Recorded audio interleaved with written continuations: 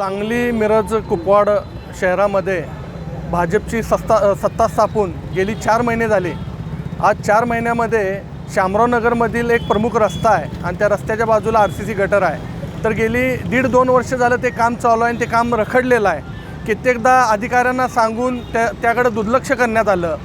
तर ह्या लोकांचे दुर्लक्ष केल्यामुळे लोकांना भरपूर त्या रस्त्यामधनं जात असताना जीवितहानी असू दे, नागरिकांना त्रास असू दे, विद्यार्थ्यांना त्रास असू दे, ह्या त्रासाला मोकावं लागतंय, त्या त्रासातून जावं लागतंय।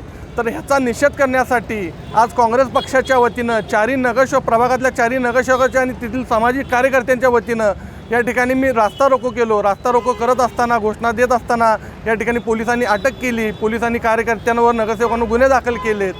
तर आम्ही कोणत्याही दबावशाहीला, दंडुकशाहीला आम्ही बळी पडणार नाही। किती पण केसेस पडल्या तरी चालेल आम्हाला, तरी लोकांच्या हितासाठी आम्ही रस्त्यावर उतरू।